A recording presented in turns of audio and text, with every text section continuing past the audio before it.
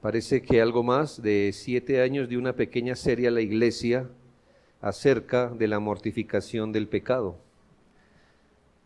Esta vez deseo volver sobre el tema con algo más de amplitud y espero en el Señor que con más precisión y persuasión por el Espíritu Santo. Este es un tema insuperable. Eso quiere decir, hermanos, que jamás lo vamos a superar por ahora. Nunca vamos a poner un chulo de rectificación en la casilla de mortificación del pecado como cumplido. ¿Qué sigue después de esto? Nuestra lucha contra el pecado, si es que hemos sido llamados a la gracia salvadora, será hasta que seamos glorificados. Entonces un tema así, hermanos, es necesario, que jamás va a ser tan repetitivo. Para quienes deseamos progresar en santidad, como dice 2 Corintios 7:1, así que amados, puesto que tenemos tales promesas, limpiémonos de toda contaminación de carne y de espíritu, perfeccionando la santidad en el temor de Dios. Antes de entrar de lleno al tema, deseo señalar desde un comienzo, para no tenerlo que hacer siempre, que parte de la estructura general que seguiré, con alguna modificación, la he tomado del libro de Owen, precisamente donde aborda este tema. No estaremos sujetos inflexiblemente a esta estructura, pero aprovechando la maestría con la que él abordó este tema, pues lo aprovecharemos. Nuestro plan original es tocar este tema en 10 puntos principales, lo que no quiere decir 10 exposiciones, le dije 10 unidades principales, porque bajo cada unidad hay tema. Yo no tengo afán, y ustedes, hermanos, no, ¿verdad? Bueno, tampoco, exacto.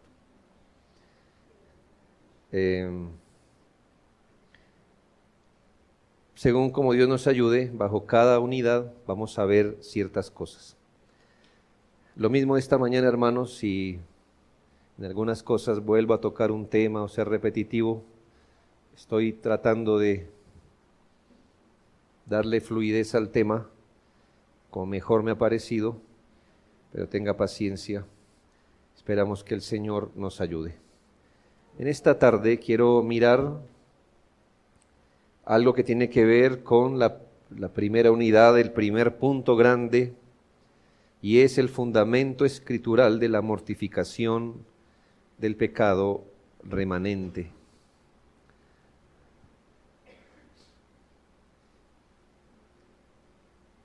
El contexto escritural, el fundamento escritural. Entonces quiero desde ya hacer la tarea de ubicar el tema de forma como lo presenta la palabra de Dios. Y vamos a ver en varios domingos algunos textos específicos que nos van a ayudar, hermanos, a entender en general la mortificación del pecado. Como ha sido, hermanos, también parte de nuestros métodos, es necesario mirar el fundamento bíblico para ubicar el tema desde donde debe ser entendido, aún en sus propósitos y motivos para la mortificación, pues, hermanos, no debe entenderse que la exhortación a mortificar el pecado se nos dio para ser mejores o para quitarnos ese fastidioso pecado y poder así vivir tranquilos. Mortificar el pecado no se nos dio para estar satisfechos con nosotros mismos, ni para demostrar rectitud moral ante los demás. Por eso, hermanos, es necesario saber no solo qué es la mortificación, sino por qué. ¿Por qué deberíamos estar haciendo esto? ¿Para qué deberíamos estar haciendo esto? Luego que hayamos establecido el fundamento bíblico, podemos ver las indicaciones de la Escritura en dependencia del Señor, claro, como un ejercicio espiritual en el contexto de la comunión con Cristo y los privilegios de la cruz. Hermanos, todo creyente sensible a su vida espiritual ha advertido la gran dificultad de vivir una vida escrupulosa en santidad debido al pecado que mora en él. Por eso quiero que entienda que nuestro tema no es la mortificación del pecado, sino la mortificación del pecado remanente. Remanente. Y en esto entonces, hermanos, estoy hablando a los creyentes en el Señor, los únicos que pueden decir que en ellos está el pecado como un remanente. Porque en el caso de los no creyentes, yo creo que mortificar el pecado no debe ser una de sus preocupaciones. ¿Me hago entender? Morir al pecado en un creyente no es una de su preocupación. ¿No es que él está muerto en pecado? Su primer deber, antes de lidiar con los pecados, debería ser lidiar con el pecado que lo tiene esclavizado. Así que antes de buscar cómo se deshace de los pecados, debería andar buscando vida en Cristo. En otras palabras, en lugar de estar pensando qué frutos de su carácter podar y mejorar, debería estar buscando cómo el Señor cambia la raíz del problema. Pero en el caso de los creyentes, hermanos, todo creyente sensible en su espíritu ha advertido lo dificultoso que es vivir una vida de escrupulosa santidad por el pecado que mora en él.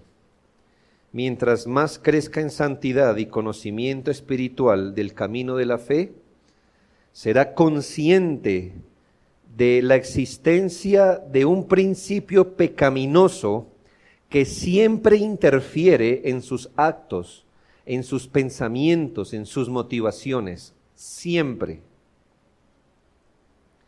Y muchos han tenido que aprender por experiencias amargas la necedad de no prestar atención a sus pecados o tratarlos livianamente.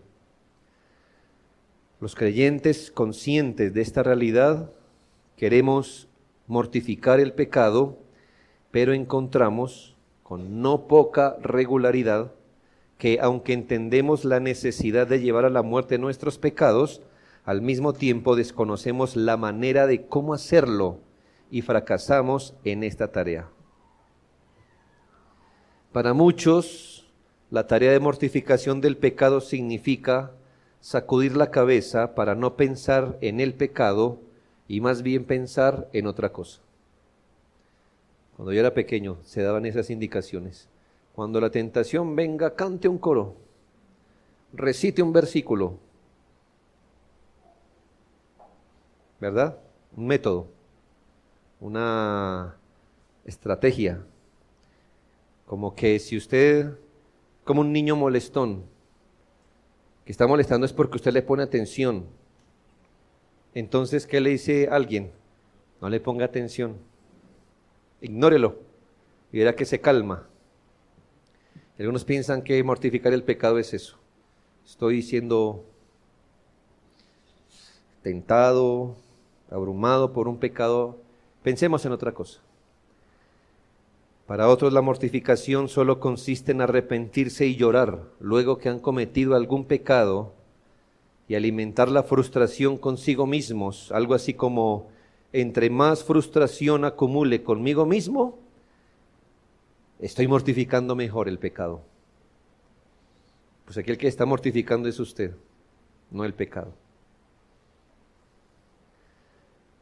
Algunos individuos piensan que mortificar el pecado consiste en flagelarse o proporcionarse desde dolores físicos o emocionales y buscan en sus entrañas cómo sentirse siempre mal con ellos. Más dolor, más mortificación. Debo decirle, hermano, que eso es, si acaso, rasguña a un pecado. No lo mortifica, no lo mata, lo rasguña. Muchos cristianos piensan que se mortifica el pecado haciendo votos, y entre más grande sea el voto, más mortificado es el pecado. Señor, como fui negligente en orar la semana pasada, qué gran pecado, la verdad. Esta próxima semana a las 3 de la mañana, entre más grande sea el voto, más se mortifica el pecado.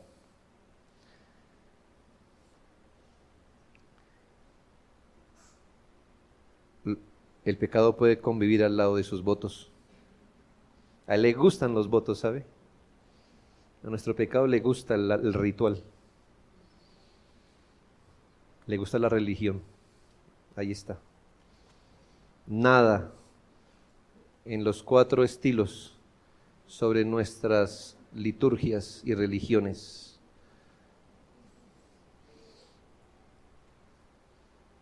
Usted dice, compruébeme eso por la Biblia. Pablo, ¿qué dice él?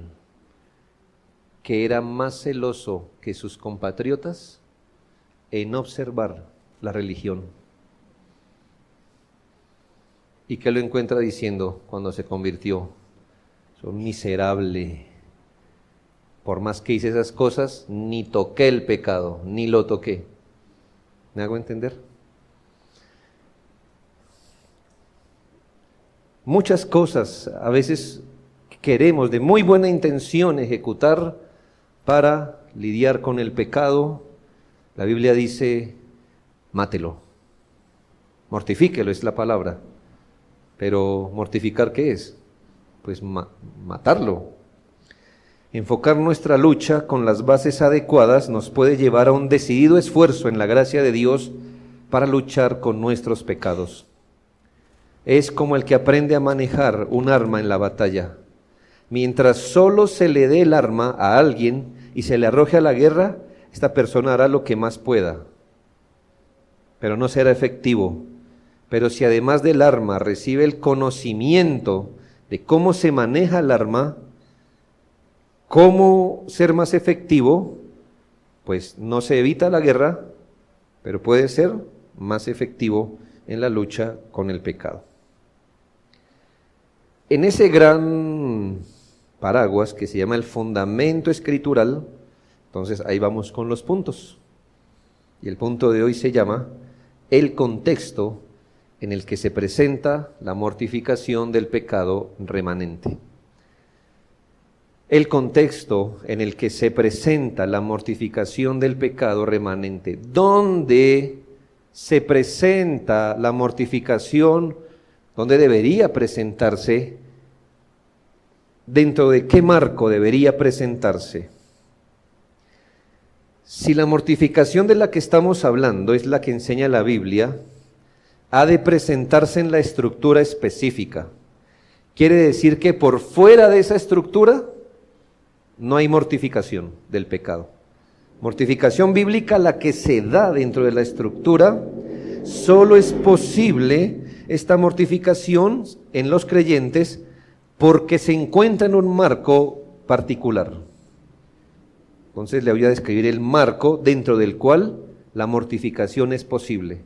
Si no está en ese marco, no es mortificación. Lo primero es la obra objetiva de Cristo por su pueblo.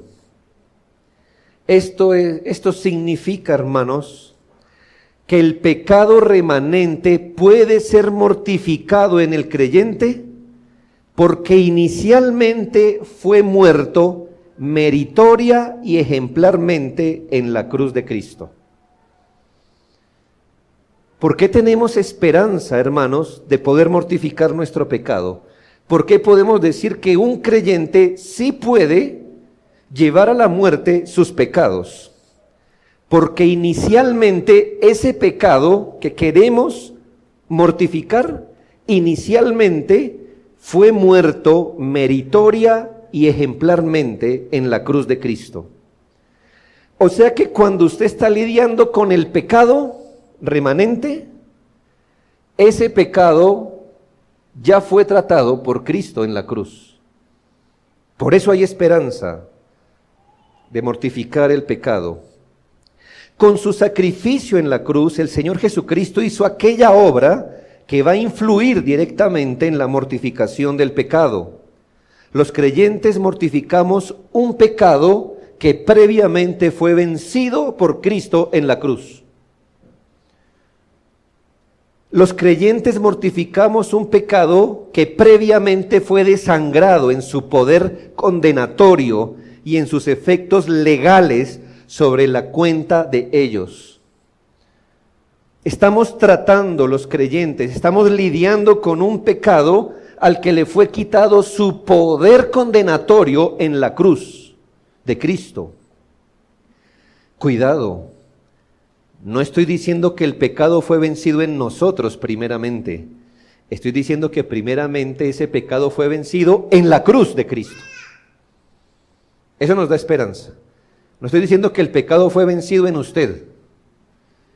Estoy diciendo que ese pecado remanente en usted fue vencido por Cristo en la cruz. Es que tuvo algo que ver con Cristo en la cruz, ese pecado, y perdió, fue muerto el pecado. En aquella obra objetiva realizada por nuestro Señor Jesucristo, mediante la cual hizo expiación por su pueblo, cuando el Señor logró la redención de su pueblo, haciendo propiciación, expiando sus pecados, escuche, el pecado fue muerto legal y objetivamente para ellos. Le dije que había una unión eterna entre Cristo y su pueblo, y gracias a que el pecado fue muerto en Cristo, este pecado fue muerto legal y objetivamente para nosotros. Y debemos darle gracias a Dios por eso. Note la relación de esa obra objetiva de Cristo con la mortificación del pecado en Romanos 6, 5 y 6. Dice la Biblia, porque si fuimos plantados juntamente con Él en la semejanza de su muerte, así también lo seremos en la semejanza de su resurrección, sabiendo esto, que nuestro viejo hombre fue crucificado juntamente con Cristo, para que el cuerpo del pecado sea destruido, a fin de que no sirvamos más al pecado. Note, hermanos, que fruto de esta unión espiritual de pacto, aquello que fue de Cristo viene a ser nuestro. Se afirma, hermanos, que cuando el cuerpo de Cristo estaba siendo muerto para redención, su pueblo estaba muriendo también, no para redención, sino para destrucción de la carne, para no servir más al pecado. Cuando Cristo estaba muriendo en la cruz, su pueblo estaba muriendo para la destrucción de su carne, para no servir más al pecado. Cuando le digo, hermanos, que el pecado que nosotros estamos mortificando como creyentes, previamente fue tratado y vencido por Cristo en la cruz, para que eso luego nos habilitara, hermanos, para la destrucción de ese cuerpo carnal con el que servimos al pecado. Cristo había sido unido a su pueblo desde antes de la fundación del mundo, y ellos están en decreto ligados a Él, y cuando Él hace expiación, ellos se benefician de lo que Cristo logró en la cruz. El punto es este, hermanos, que objetivamente el pecado fue vencido en la cruz por Cristo. No sé si esto le dé sentido, me voy a arriesgar de todas formas.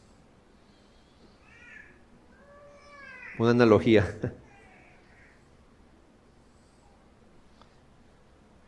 Vamos a suponer, hermanos, que hay un campo de batalla, ¿está bien? Y ahí están, hermanos, dos ejércitos enfrentándose como es, pero a muerte. Pero a unos kilómetros están los dos presidentes de esos ejércitos que están ahí. Y uno le dice al otro, bueno,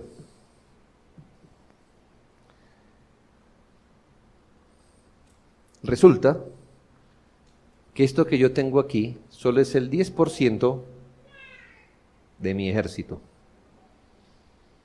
¿Quiere seguir la pelea?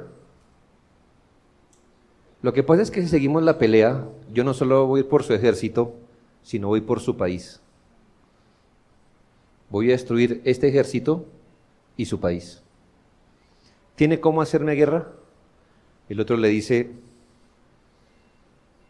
no tengo cómo hacerle guerra. Esto es lo único que tengo. Muy bien. Entonces, ¿qué quiere hacer? El otro presidente le dice, me rindo. ¿Ya? ¿Se rinde? Me rindo. Fírmeme en este papel que usted se rinde. Firma ese papel, su rendición y punto. Hermanos, ¿la guerra se ganó ahí?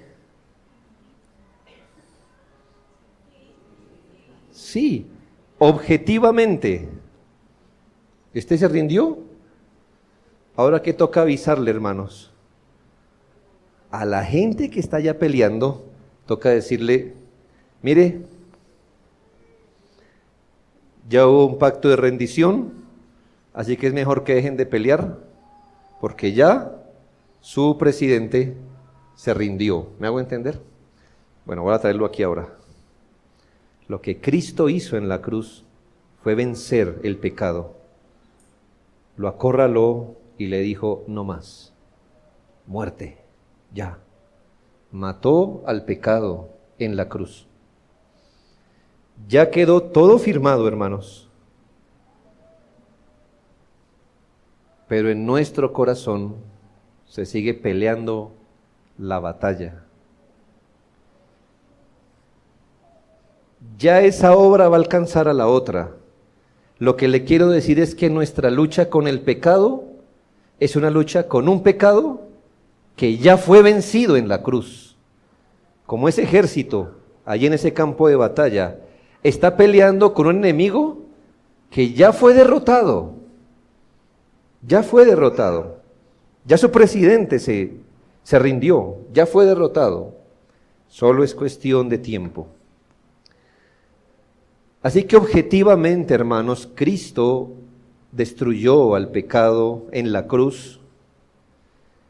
El pecado fue vencido en la cruz por Cristo y se extendió el fundamento objetivo de que el pecado muera ahora en nosotros. Todavía estamos en la obra de Cristo en la cruz y aún ese beneficio no desciende personalmente a nosotros, pero hermanos, en la cruz quedó establecido el fundamento por que la mortificación del pecado remanente es posible y eficaz para su pueblo. Pero lo segundo, hermanos, la segunda parte del marco, el contexto en el que se presenta la mortificación del pecado, es el morir individual al pecado. La obra objetiva de Cristo en la cruz se diferencia de lo que su pueblo experimenta cuando recibe en la historia o en su historia ese beneficio de la obra de redención. Esto quiere decir, hermanos, que cuando alguno por la gracia de Dios viene en arrepentimiento y fe al Salvador, es unido a Cristo y recibe personalmente los beneficios de la cruz de Cristo. Pero aún, hermanos, en esta obra subjetiva hay que reconocer varios aspectos. La muerte legal al pecado en la justificación, la muerte real al pecado en la regeneración y la muerte gradual del pecado en la mortificación. Entonces, vimos la obra en la cruz, ¿verdad? 2000 años. Se extendió el fundamento del por qué nuestro pecado puede ser mortificado. Ahora llegue a su caso. Usted vino a Cristo. El momento que usted vino a Cristo, fue unido a Cristo y los beneficios de la cruz le fueron dados a usted. Pero todavía, hermano, no se resuelve el asunto. Lo voy a explicar a nivel personal qué ocurre allí. Lo primero, podemos hablar de la muerte legal al pecado en la justificación. La palabra de Dios enseña que el individuo que por gracia es regenerado y cree en el Señor Jesucristo, es justificado, por supuesto, y muere al pecado el día que cree. Quiere decir, hermanos, que el pecado tiene una serie de demandas contra nosotros, demandas legales contra nosotros. Se supone que cuando uno cree en Cristo es justificado, es decir, el problema legal que tenemos con respecto al pecado cesa.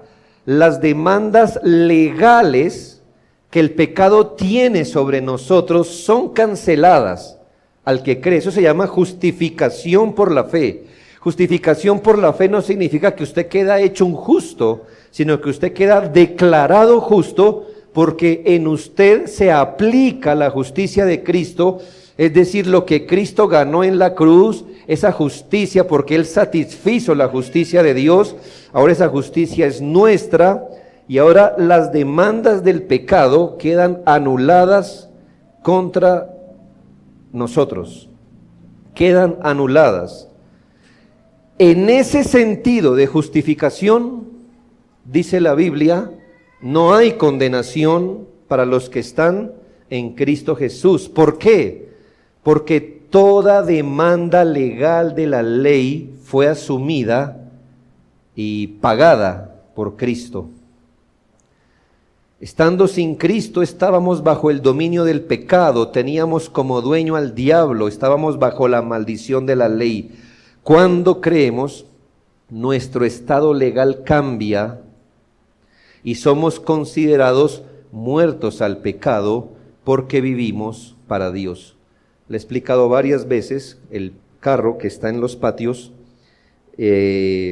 acumulando impuestos y dañando sus latas. Y por ahora, hermanos, lo primero es que cuando usted paga los impuestos queda, o sea, la ley ya no tiene ninguna demanda contra ese vehículo. Cuando un pecador cree en Cristo legalmente, él muere al pecado. ¿Por qué, hermanos? Porque en ese momento no hay ningún pecado que lo pueda condenar. No hay condenación para los que están en Cristo. ¿Y por qué ningún pecado lo puede condenar? Porque Cristo pagó por él. Cristo asumió la culpa de nuestro pecado. Él satisfizo la justicia de Dios a favor de su pueblo. Entonces ya no hay ninguna demanda legal contra los creyentes. No hay más que dos estatus legales. O usted es de Dios porque está bajo su poder, dominio y ley, o está bajo el pecado, bajo su poder, dominio y ley. Mire lo que dice Romanos 6:2. En ninguna manera, porque los que hemos muerto al pecado, ¿cómo viviremos aún en él? Aquí la muerte del pecado, ¿en qué verbo se encuentra? En pasado. O sea que este mismo hombre, que un capítulo más adelante se va a lamentar por su propio pecado, ¿qué está diciendo aquí? Los que hemos muerto al pecado. Así que en el momento que creímos y fuimos justificados por la fe, en ese momento morimos legalmente al pecado. El pecado murió legalmente para nosotros. Entienda que no hay ningún pecado que pueda reclamar un derecho legal sobre aquel que está bajo la justicia de Cristo. Los justificados han muerto al pecado.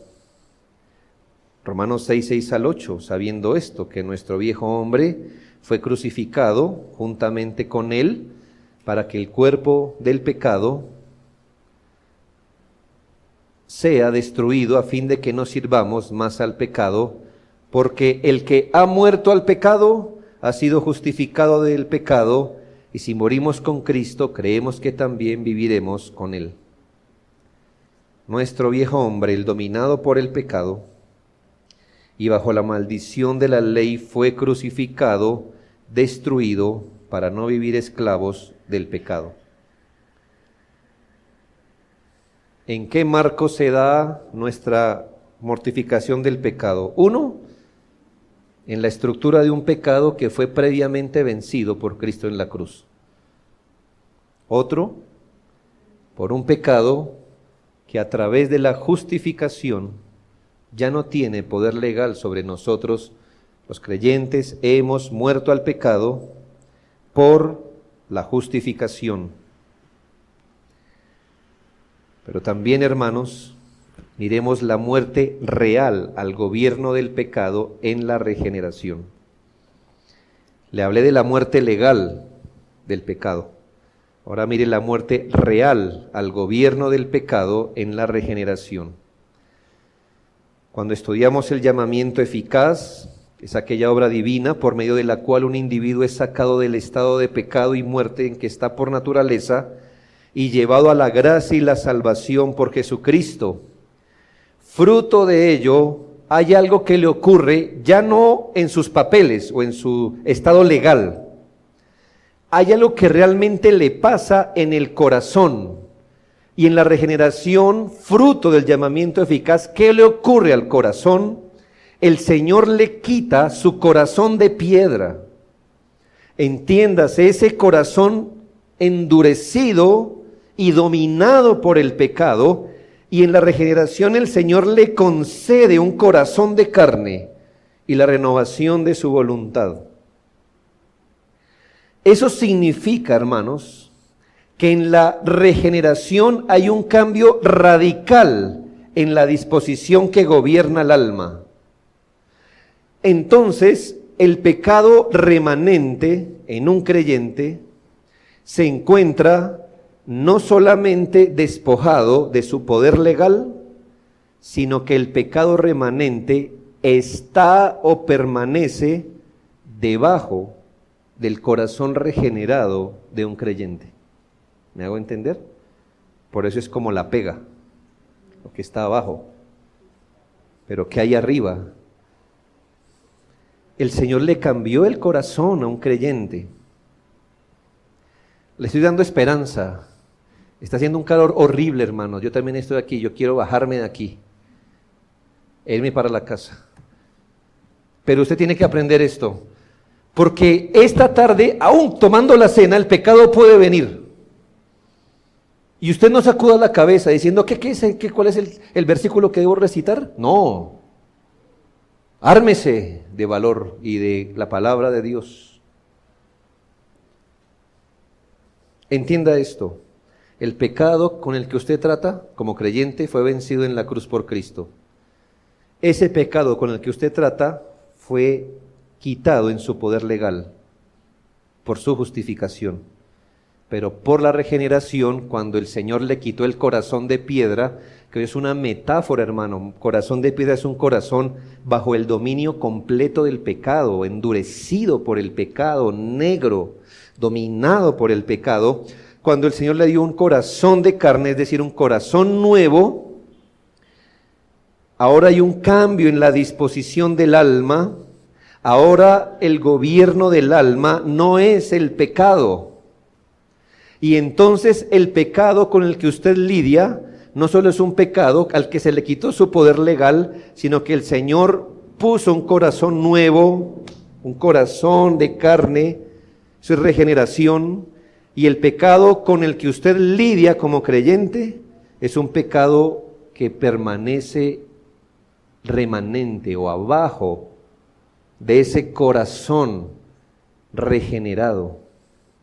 Y eso se supone que es una buena noticia para nosotros, porque tenemos un pecado muerto en la cruz de Cristo, quitado en su poder legal y quitado como poder dominante. Lo que le quiero decir es que el corazón regenerado tiene más facultades para hacer la voluntad de Dios que el remanente de pecado para oponerse a esto. Ahora el gobierno del alma, la ley dominante, ya no puede reclamar dominio porque el corazón ha sido cambiado. Efesios 2, 4 al 6, pero Dios, que es rico en misericordia, por su gran amor con que nos amó, estando nosotros muertos en pecado, nos dio vida juntamente con Cristo. Y lo tercero, hermanos, la muerte gradual del poder dominante del pecado en la mortificación. Le hablé de la muerte legal al pecado en la justificación. 2, la muerte real al gobierno del pecado en la regeneración. 3, y esta es la lucha, hermanos, en la que estamos, la muerte gradual del poder dominante del pecado en la mortificación. La muerte gradual del pecado en la mortificación. Supóngase, no me cite en un libro de ciencias, es un ejemplo, supóngase que usted tiene un jardín donde crece todo tipo de hierba venenosa, de espinas, cardos, todo lo feo, todo lo malo. Y usted lo va a asemejar a su corazón. Y ese jardín es dueño de don, llamémosle, don perverso, el diablo, ¿cierto? Entonces, usted no puede tratar con eso si no le quita primero el dominio a don perverso, porque es el dueño del corazón, ¿verdad? Entonces, usted compra ese jardín, lo despoja de su poder legal. Ahora ese jardín no es del que lo tenía descuidado metiéndole cizaña, ahora es suyo, ahora es suyo. Ahora, ¿qué hace usted?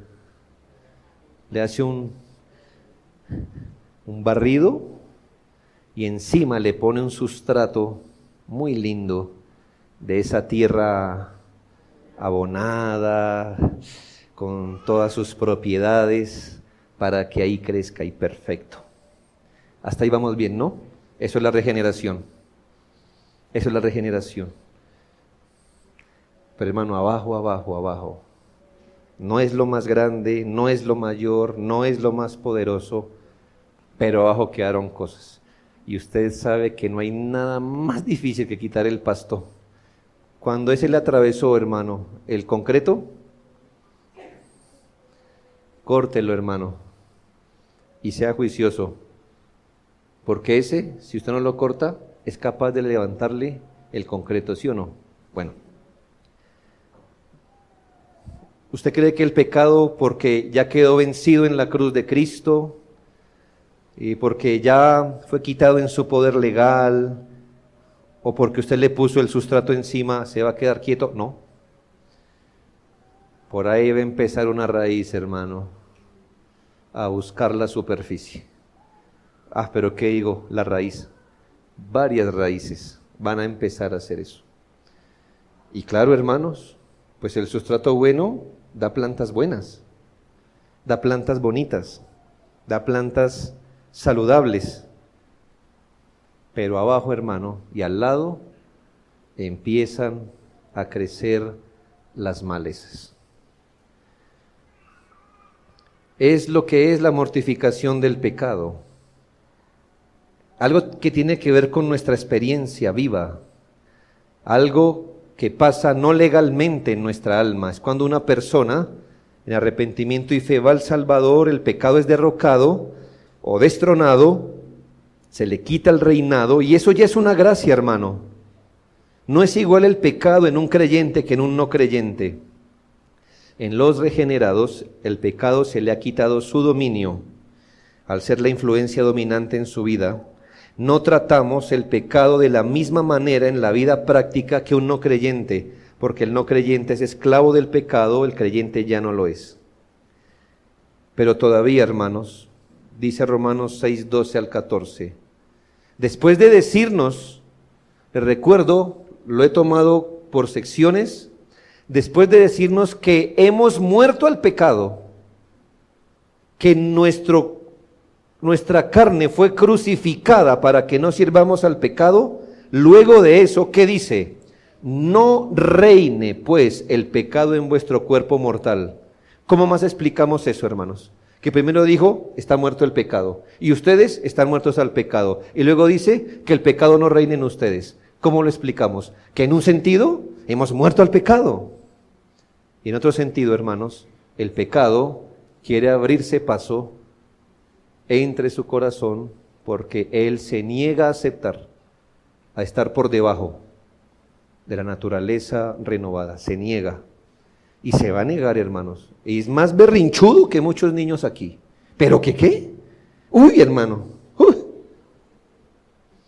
Nuestro pecado remanente es malcriado, mal habituado. La Biblia le dice vicioso. Es un puro gamín. Vicioso. Que no puede vivir sin su dosis de pecado. Y la va a tener. Y va a ser como un vicioso, hermano. ¿Sabe que los viciosos se vuelven manipuladores, no? Y le dicen lo que usted quiere escuchar. Ah, si no, pues también saben braviar. ¿No es así? El pecado es así, hermano. Y como el pecado fue la primera naturaleza nuestra, entonces nos conoce. Y él sabe cómo hablarle a Pedrito, a Patricita, y sabe cómo decirle, pero él no va a aceptar quedar abajo. Y si usted se pone serio con el pecado, le va a hacer sentir su rigor con tanta violencia y furia que lo que no pudo reclamar por la vía de la seducción, lo va a arrancar por la fuerza. Por eso dice, no reine el pecado en vuestro cuerpo mortal, de modo que lo obedezcáis en sus concupiscencias. Porque el pecado, hermanos, no se enseñoreará de vosotros. Y aunque es una orden, se ordena porque hay una nueva realidad en el individuo regenerado, y es que ya no vive bajo los lineamientos de la ley que nos pone bajo la maldición por nuestra incapacidad de ser justificados por ella. Estamos bajo la operación e influencia de la gracia, lo que asegura nuestra justificación y los recursos de la gracia para que el pecado no vuelva a reinar. La mortificación de nuestro pecado, hermanos, se da en el contexto del derrocamiento del pecado como principio rector, como rey, como dominador y amo. Así que usted está luchando con un pecado vencido por Cristo en la cruz, despojado legalmente de sus reclamos. Está usted luchando con un pecado al que por encima se le puso una naturaleza regenerada. Y usted dirá, y después de todo eso, ¿es tan fuerte el pecado? Entonces imagínese cómo estaba en usted antes de Cristo. ¿Cómo? Hermanos, tenía un poder absoluto. Porque si usted dice, si estoy peleando con un pecado debilitado, por todo esto que nos ha enseñado hoy, y nos vence cada tanto, ¿no es así, hermanos? Imagínese fuera reinante. Si eso es el remanente, ¿cómo será el reinante? La lucha es seria, hermanos, pero mi punto no era desanimarlo, sino animarlo ¿a qué?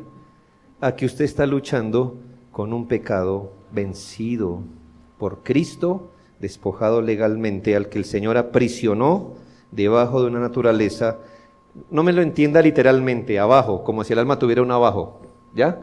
Pero usted entiende, ¿no? Abajo de una naturaleza pecaminosa. En el alma de un individuo reina Cristo. Es un alma que está bajo la gracia justificadora, las operaciones de la gracia. Es un alma, hermano, que ya no se relaciona con el pecado igual que antes. Cuando los creyentes pecan, ¿sabe, hermano? Estamos cediendo a un poder derrocado. Mientras que cuando los creyentes luchan, obedecen al Señor. Romanos 6, 17 y 18, pero gracias a Dios, que aunque erais esclavos del pecado, habéis obedecido de corazón aquella forma de doctrina a la cual fuisteis entregados, y libertados del pecado, vinisteis a ser siervos de justicia. Nota el pasado, libertados del pecado. Hemos sido libertados del pecado como amo, ambas cosas ya ocurrieron. Versículo 22, mas ahora que habéis sido libertados del pecado, hechos siervos de Dios, tenéis por vuestro fruto la santificación y como fin la vida eterna. Termino con esto breve, hermanos. ¿Cuál es el marco en el que se da la mortificación del pecado? 1. La obra objetiva de Cristo por su pueblo. 2. El morir individual al pecado, en el que vimos las últimas 3 cosas. Y tercero, lo que cierra el marco es la nueva vida influida por el Espíritu. La nueva vida influida por el Espíritu.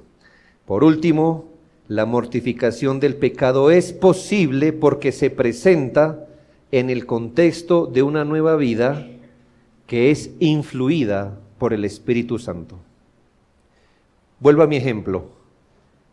El Señor no solo hizo esa obra en el jardín, dijo, ya dejé el sustrato, ya dejé todo, y se fue. Sino que es el jardinero permanente. Es decir, hermanos, que hemos sido grandemente bendecidos porque no solo se nos dio una vida nueva, se nos justificó, morimos al pecado, se nos dio una vida nueva, gloria a Dios. Ahora el Señor delegó al Espíritu Santo para que venga a mantener el orden en ese jardín en el que se presenta esta lucha. Eso es muy bueno, hermanos, porque si se nos hubiera dado un nuevo corazón y dejado solos, probablemente pronto las malezas lo apagan, pero se nos dejó un nuevo corazón y al Espíritu Santo. Y aquí está la parte positiva de la mortificación, de no ser dominado por el pecado. ¿Cuál es la parte positiva de no ser dominado por el pecado? Ser influido por el Espíritu Santo. Una nueva ley, un nuevo principio, una novedad de vida es dada por el Espíritu. Nuestro estatus legal ha sido cambiado, somos considerados muertos al pecado, hemos experimentado el derrocamiento del pecado como principio dominante y ahora experimentamos la influencia del Espíritu Santo para apartarnos más del pecado. Yo tengo muchas preguntas de esto para Dios. Y le pudiera decir, Señor, ¿y por qué si tu Espíritu es tan poderoso, por qué no mete la mano y arranca de abajo, de raíz, todas las cosas? ¿Y por qué ha preferido lidiar toda nuestra vida con las malezas que van saliendo? Y pronto se me viene este texto que arregla la cuestión.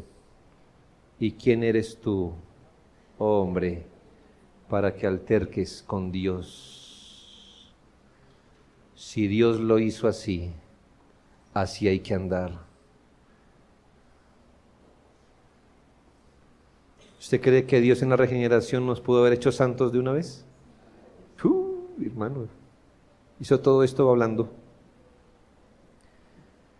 Pero quiso que experimentáramos la guerra de la mortificación del pecado. Romanos 8, 2, 4 y 9, porque la ley del Espíritu de vida en Cristo Jesús me ha librado de la ley del pecado y de la muerte. Para que la justicia de la ley se cumpliese en nosotros, que no andamos conforme a la carne, sino conforme al Espíritu. 9, mas vosotros no vivís según la carne, sino según el Espíritu, si es que el Espíritu de Dios mora en vosotros, y si alguno no tiene el Espíritu de Cristo, no es de él. Lo interesante de estos textos es que no dicen que esto es lo que debería pasar, sino esto es lo que pasa en un hijo de Dios.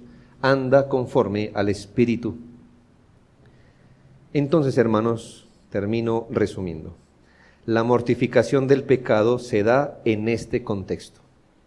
incluyendo la influencia continua del Espíritu Santo en un individuo, de esa novedad de vida dada por el Espíritu Santo, de ese andar con el Espíritu Santo. No sé quién ha llegado, porque uno empieza muy animado leyendo El progreso del peregrino. Con el capítulo 2 uno lo va abandonando, ¿verdad? Y en el 3, no sé quién ha subido con él a las colinas y ha bajado. Difícil, ¿no? Porque uno decía, es que era un cuento. No, hermanos, no era un cuento. Puso una enseñanza muy sólida en forma de cuento, pero no era un cuento para hacer dormir a los niños, o probablemente eso sí ocurre, sea una buena manera de que ellos pierdan el interés. Hay una imagen profundamente realista que se da en una habitación, no sé si usted ha llegado allá. Una habitación que parecía estar limpia, solo porque nadie había barrido y había visto esto. Bueno, pero hay una imagen donde el diablo, por un lado de la pared, está echando más leña al fuego para que esta casa se incendie y quede en ruinas. Por un lado de la pared, Satanás está avivando el fuego. Una metáfora, ¿verdad?, de lo que hace Satanás para destruir nuestra vida. ¿Sabe quién está al otro lado de la pared? El Espíritu Santo echando agua. No pudiéramos, sin la vida del Espíritu, mortificar el pecado. Oh, hermanos, ¿por qué no hemos descendido a niveles terribles de pecado? Porque el Espíritu Santo está al otro lado de la pared, echando agua.